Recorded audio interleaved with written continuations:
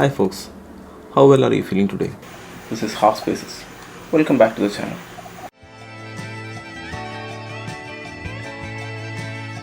Today we are going to talk about Cristiano Ronaldo, the CR7. Recently he made a move to Al Nassr.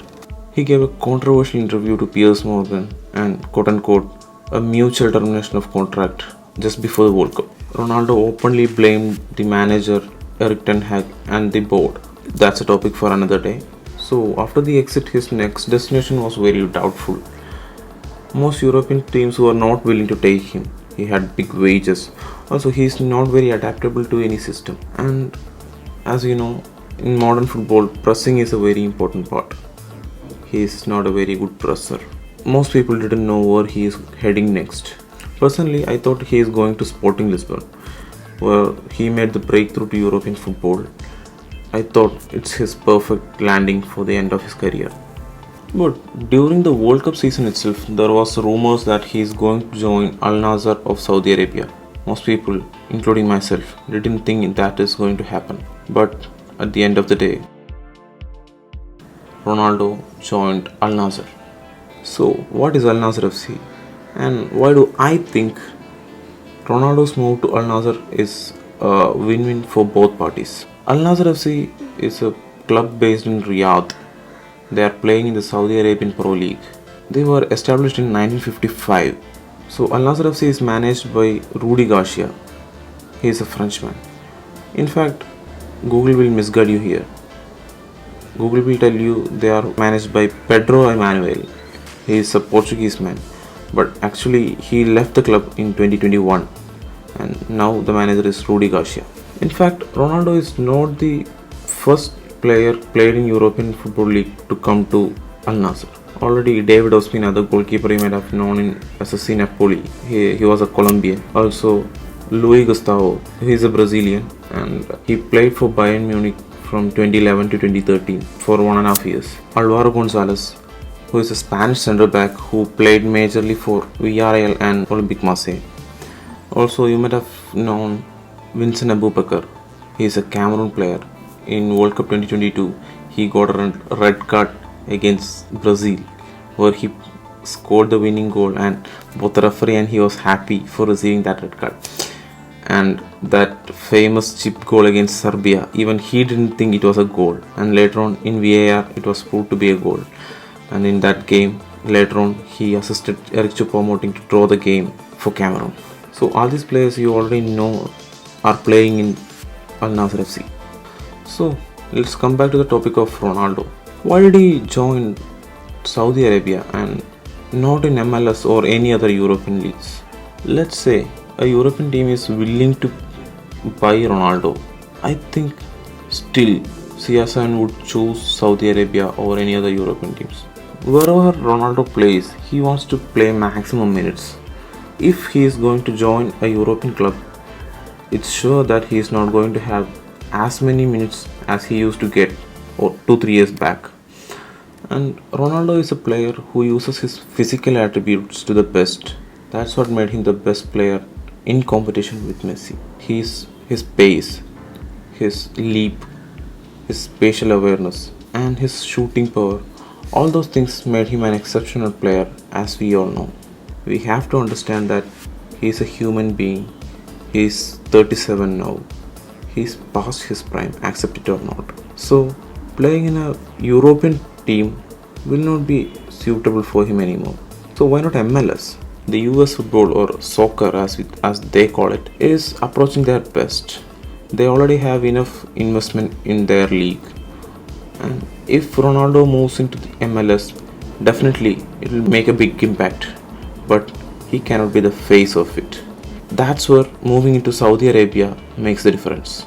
Actually, moving into Saudi Arabia is a win-win situation for both parties. So, Saudi Arabia is an emerging footballing superpower along with Qatar and other GCC countries. They have enough money and they are willing to put it into football. So, playing against Ronaldo, Saudi Arabia's national team players will definitely improve their quality since he was at the top of the football for more than a decade. He won almost everything in football. Then there is Ronaldo's marketability. Ronaldo is having the most Instagram followers in the world. Al Nassr FC only had 860k followers before Ronaldo arrived. Just after Ronaldo arrived, the number of followers became 9.6 million. That is more than every Premier League club outside the Big Six: Arsenal, Manchester United, Manchester City, Liverpool, Tottenham, and Chelsea. So Ronaldo's arrival will boost more players from European football to come to Saudi Arabia for their retirement plans. Not just Saudi Arabia, but for other GCC countries like Qatar.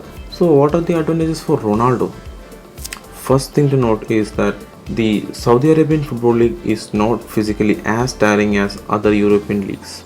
So during this period, he can plan his future in football, whether he wants to be a technical director, a manager, or whatever he wishes. He has enough time for that. Also, there is the money factor. He earns 14.4 million euros in a month. That is 173 million pound in a year. That is 1.3 lakh iPhone 14 Pro Maxes for 1 year of his income. Not bad for a retirement plan. So as I said earlier, Kingdom of Saudi Arabia is going to be a footballing superpower in the near future. They need a baton holder. After 2025, when his current deal expires, he can be that person who is the face of Kingdom of Saudi Arabia's football. That is a very big plus for Ronaldo. Xavi Hernandez has already set an example for Ronaldo. Xavi moved from Barcelona to Al Sadd for his final 4 years of football. And after that, 2 years he spent there as a head coach of Al Sadd. Xavi almost built the Qatar national team. Xavi was very respected all over the country. When he left to Barcelona in 2021, all of Qatar was in tears. So Ronaldo can definitely follow Xavi Hernandez's path, or he can stay there as long as he wants and become the face of Saudi Arabian football. It's his choice. Again, Saudi Arabia's main wealth before was their oil investment, and now Saudi Arabia is planning to build their tourism. Ronaldo has many other businesses other than his footballing career. His Pestana CR7 hotel chains and other lifestyle products. There is no better market than the Saudi Arabia or the GCCs for his future businesses.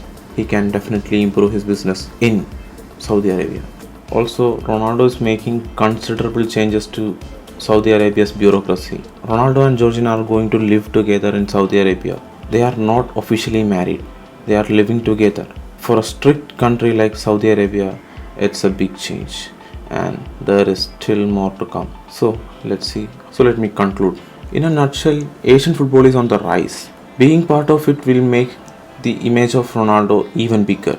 So whatever other people think, Ronaldo's move to Saudi Arabia is very revolutionary, and he is thinking ahead of time. He is going to prove it in the coming years. So what do you think about Ronaldo's move to Saudi Arabia?